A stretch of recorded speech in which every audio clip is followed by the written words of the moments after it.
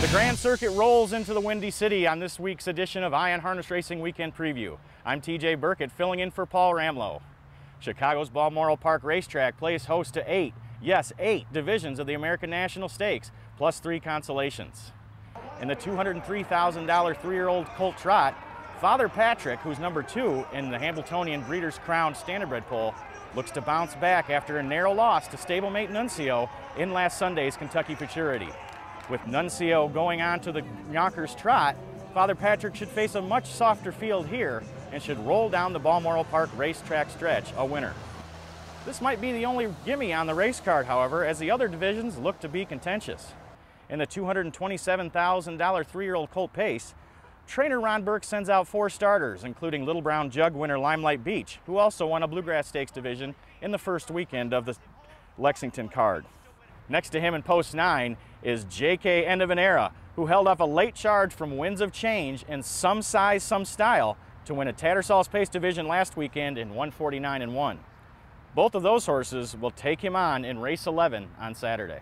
The splits for open pacers and trotters look to be exciting affairs as well.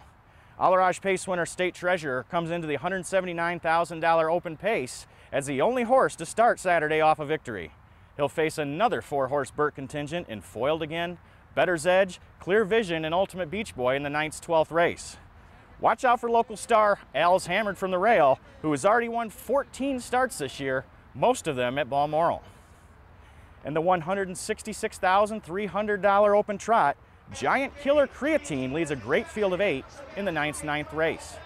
Fresh off a defeat of Sebastian K in the Alaraj Open at Lexington, he gets post 2 and a new driver in Dan Noble. Centaur Trot winner Master of Law and trainer driver Jimmy Takter will look to bounce back from a break at Lexington to score from the outside post 8. The evening's 6th race, the $150,000 three-year-old Filly Trot, looks to be the most wide-open race on the night. World champions Lifetime Pursuit and CBS will face Shake It Carry, a dominant winner in Sunday's Kentucky Filly Futurity. The $173,500 three-year-old Filly Pace kicks off the $20,000 guaranteed USTA Strategic Wagering Pick 4 in race 10. Every filly in the 10-horse field has made at least $100,000 in earnings, led by Uffizi Hanover's $334,000, who starts from the rail. There will be a prize fight down the long Balmoral Park stretch to see who wins this one. 2-year-old Colt and Filly Pacers round out the American National card. The nation's top freshmen appear to be gearing up for the big 2-year-old stakes at Woodbine on October 25th, so look for Illinois Super Night champions Earn Dog and Mr. Leland's Filly to score in the splits for Colts and Fillies, respectively. The world is full of compromises, but not here. Not on this day, not in this race, not in this sport. Every bet is a hope. Return on investment comes in seconds. This is harness racing. We welcome you to the Harness Racing Fan Zone. See it all for yourself. Feel it in all the passion.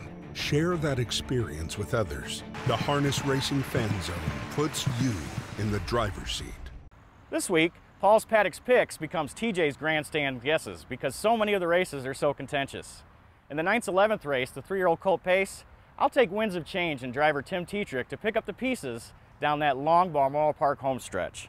I really like the way he shook free in last week's Tattersall's Pace, and I think Somewhere in LA will get up for second in what should be a handsome exactive payoff. In the open pace in race 12, give me Foiled Again from post 6. He was a close second in a blanket finish in the All-Ross Pace to State Treasurer, but this time I think he's going to show his heart and get up to win his 2nd American National at Balmoral Park. Better's Edge is going to get up for second, and local boy Al's Hammered will finish 3rd. That'll do it for this week's edition of Ion Harness Racing Weekend Preview. I'm TJ Burkett, filling in for Paul Ramlow, who'll be in next week. But before that, be sure to tune in for Ion Harness Racing Weekend Review with Heather Dodds, who will see how well I did with my picks. So for all of us here at the USTA, good luck and good racing.